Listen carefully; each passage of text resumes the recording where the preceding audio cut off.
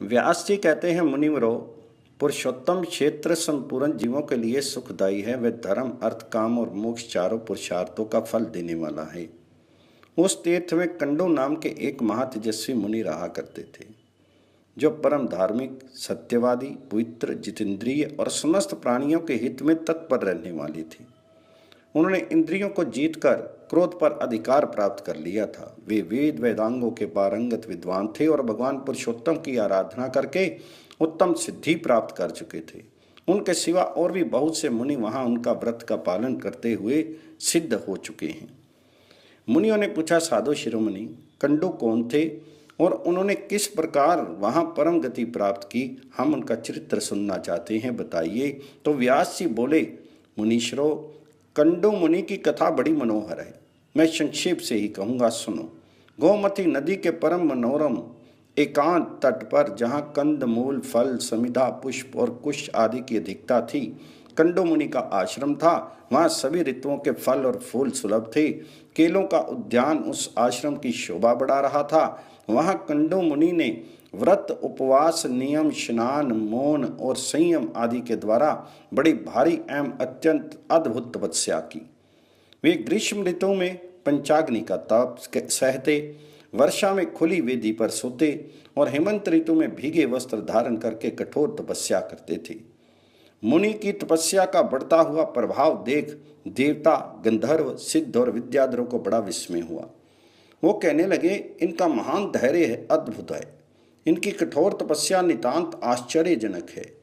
उन्हें तपस्या में स्थित देख इंद्र सहित संपूर्ण देवता उनके भय से व्याकुल होकर आपस में परामर्श करने लगे। वे उनकी तपस्या में विघ्न डालना चाहते थे। त्रिभुवन के स्वामी इंद्र देवताओं का अभिप्राय जानकर एक सुंदरी अप्सरा से बोले, परमलोचे, तुम शीघ्र कंडू मुनि के आश्रम पर जाओ। मुनि वहां तपस्या करते हैं। उनकी तपस्या में विघ्न डालने के लिए ही तुम्हें भेजा जाता है। सुंदरी, तुम शीघ्र ही उनके चित्त में शोभ उत्पन्न कर दो। परलोमचा बोली, सुरश्रेष्ठ, मैं सदा आपकी आज्ञा का पालन करती हूँ, फिर इस कार्य में तो मेरे जीवन का ही संदेह है। मैं मुनिवर कंडू से बहुत डरती हूँ। वे ब्रह्मचर्य व्रत के पालन में स्थित हैं, अत्यंत उग्र हैं, उनकी तपस्या बहुत तीव्र है। वे अग्नि और सूर्य के समान तेजस्वी हैं। मुझे अपनी तपस्या में विघ्न डालने आई हुई जानकर परम तेजस्वी कंडू मुनि कुपित हो उठेंगे और दुस्सह शाप दे देंगे। ये सुनकर इंद्र ने कहा, सुंदरी, मैं कामदेव, ऋतुराज वसंत और दक्षिण समीर को तुम्हारी सहायता में देता हूँ। इन सब के साथ उस स्थान पर जाओ जहाँ वे महामुनि रहते हैं। इंद्र का ये कथन सुनकर मनोहर नेत्र वाली परलोमचा कामदेवादि के साथ आकाश मार्ग से कुंड मुनि के आश्रम पर गई। वहां पहुंचकर उसने बहुत सुंदर वन देखा। तीव्र तपस्या में लगे हुए पाप रहित मुनिवर कंडू भी आश्रम पर दिखाई दिए। पर लोमचा और कामदेव आदि ने देखा, वह वन नंदन वन के समान रमणीय था। सभी ऋतुओं में विकसित होने वाले सुंदर पुष्प उसकी शोभा बढ़ा रहे थे। नाना प्रकार के पक्षी वृक्षों पर बैठकर अपने श्रवण सुखद कलरवों से उस वन को शोभित कर रहे थे। अप्सरा ने क्रमशः संपूर्ण वन का निरीक्षण किया। उस परम अद्भुत मनोहर कानन की शोभा देख उसके नेत्र आश्चर्यचकित हो उठे। उसने वायु, कामदेव और वसंत से कहा, अब आप लोग पृथक पृथक मेरी सहायता करें। उन्हें बहुत अच्छा कहकर स्वीकृति दे दी। तब प्रलोमचा बोली, अब मैं मुनि के पास जाऊंगी, जो इंद्री रूपी अश्वों से जुते हुए देह रूपी रथ के सारथी बने हुए हैं। उन्हें आज काम बाण से आहत करके ऐसी दिशा में पहुंचा दूंगी कि मन रूपी बाघ डोर उनके काबू से बाहर हो जाएगी। इस प्रकार उन्हें मैं अयोग्य सारथी सिद्ध कर दिखाऊंगी। ये कहकर वह उस स्थान की ओर चल दी जहां मुनि निवास करते थे। मुनि की तपस्या के प्रभाव से वहां के हिंसक जीव भी शांत हो गए थे। नदी के तट पर जहां कोयल की मीठी तान सुनाई देती थी, वह ठहर गई। थोड़ी देर तक तो वह खड़ी रही, फिर उसने संगीत छेड़ दिया। इसी समय वसंत ने भी अपना पराक्रम दिखाया। समय ना होने पर भी समस्त कानन में मधु ऋतु की मनोहर शोभा छा गई। कोकिल की काकली से माधुरी की वर्षा होने लगी। मले वायु मनोहर सुगंध लिए मंद मंद गति से बहने लगी और छोटे बड़े सभी वृक्षों के पवित्र पुष्प धीरे धीरे भूतल पर गिरने लगे। काम ने अपने फूलों का बांध संभाला और मुनि के समीप जाकर उनके मन को विचलित कर दिया। संगीत की मधुर ध्वनि सुनकर मुनि के मन में बड़ा आश्चर्य हुआ। वे काम बांध से आहत पीड़ित हो जहां सुंदरी अप्सरा गीत गा रही थी गए। मुनि ने अप्सरा को देखा और अप्सरा ने भी मुनि पर दृष्टिपात किया। उनके नेत्र आश्चर्य से खिल गए। चादर खिसक कर गिर पड़ी। मुनि के मन में विकलता छा गई। उनके शरीर में रोमांच हुआ। वे पूछने लगे, सुंदरी तुम कौन हो, किसकी हो? तुम्हारी मुस्कान बड़ी मनोहर है। शुभ्रू तुम मेरे मन को मोह लेती हो। सुमध्य में अपना सच्चा परिचय दो। प्रलोमचा बोली, मुनि मैं आपकी सेवका हूँ और फूल लेने के लिए यहाँ आई हूँ। शीघ्र आज्ञा दीजिए, मैं आपकी क्या सेवा करूँ? अप्सरा की बात सुनकर मुनि का धैर्य टूट गया। उन्होंने मोहित होकर उनका हाथ पकड़ लिया और उसे साथ लेकर अपने आश्रम में प्रवेश किया। ये देख कामदेव वायु और वसंत कृत्य हो जैसे आए थे उसी प्रकार स्वर्ग को चल लौट गए। वहां पहुंचकर उन्होंने इंद्र से प्रलोमचा और मुनि की सारी चेष्टा कह सुनाई। सुनकर इंद्र और संपूर्ण देवताओं का चित्त प्रसन्न हो गया। कंडू ने अप्सरा के साथ आश्रम में प्रवेश करते ही अपना रूप कामदेव के समान मनोहर एवं तरुण बना लिया। दिव्य वस्त्र और आभूषण धारण कर लिए। देखने में उनकी अवस्था 16 वर्षों की जान पड़ती थी। मुनि की ये शक्ति देखकर प्रलोमचा को बड़ा आश्चर्य हुआ। अहो, इनकी तप शक्ति अद्भुत है। ये कहकर वे बहुत प्रसन्न हुई। कंडो मुनि स्नान, संध्या, जप, होम, स्वाध्याय, देव पूजन, व्रत, उपवास, नियम और ध्यान सब छोड़कर रात दिन उसी के साथ विहार करने लगे। इसी में वे आनंद मानते थे। उनका हृदय कामदेव के वशीभूत हो गया था, अतः वे अपनी तपस्या की हानि नहीं समझ पाते थे। इस प्रकार कंडो मुनि उनके साथ संसारिक विषय भोग में आसक्त होकर 100 से कुछ अधिक वर्षों तक मंदराचल की गुफा में पड़े रहे। एक दिन प्रलोमचा ने महाभाग कंडो मुनि से कहा, ब्राह्मण अब मैं स्वर्ग में जाना चाहती हूँ, आप प्रसन्न होकर मुझे जाने की आज्ञा दें। मुनि का मन तो उसी में आसक्त हो रहा था।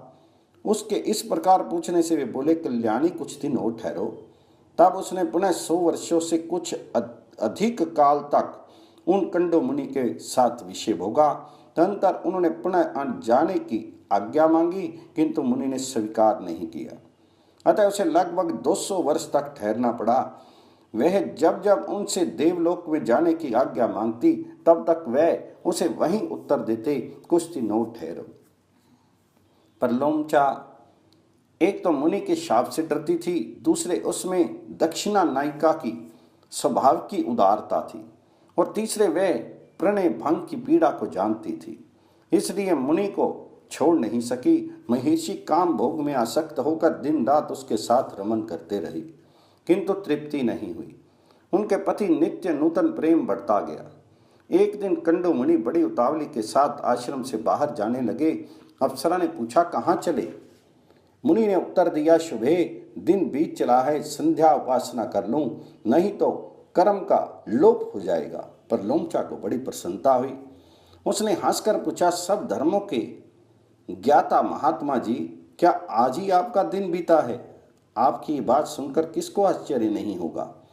मुनि बोले, कल्याणी अभी प्रातःकाल ही तो तुम इस नदी के सुंदर तट पर आई थी। उसी समय मैंने तुम्हें देखा, परिचय पूछा और तुम मेरे साथ आश्रम में आई। अब वह दिन बीता है और ये संध्या का समय उपस्थित हुआ है, फिर ये परिहास किस लिए? सच्ची बात बताओ। प्रलोमचा ने कहा, ब्राह्मण ये ठीक है कि मैं प्रातःकाल में ही आई थी, इसमें तनिक भी मिथ्या नहीं है, किंतु आज तब से सैकड़ों वर्ष बीत गए हैं। ये सुनकर मुनि को बड़ा भय हुआ। उन्होंने विशाल नेत्र वाली अप्सरा से पूछा, भीरू बताओ तो सही, तुम्हारे साथ निरंतर रमन करते हुए अब तक मेरा कितना समय बीता है? प्रलोमचा बोली, मुनि मेरे साथ आपके 907 वर्ष 6 महीने और 3 दिन बीत गए। ऋषि ने कहा, शुभे क्या ये सत्य कहती हो अथवा परिहास की बात है? मुझे तो ऐसा जान पड़ता है कि तुम्हारे साथ एक ही दिन रहा हूं। प्रलोमचा बोली, ब्राह्मण आपके समीप मैं झूठ कैसे बोलूंगी, विशेषता ऐसे अवसर पर जबकि आप धर्म मार्ग का अनुसरण करते हुए पूछ रहे हैं। अप्सरा की यह बात सुनकर मुनि को बड़ा कष्ट हुआ। वे स्वयं ही अपनी निंदा करते हुए बोले, हाय मुझ दुराचारी को धिक्कार है। हाय मेरी तपस्या नष्ट होगी, ब्रह्मवेताओं का जो धन है वे चला गया और मेरे विवेक भी छिन गया। जान पड़ता है मनुष्य को मोह में डालने के लिए ही किसी ने युवती नारी की सृष्टि की है।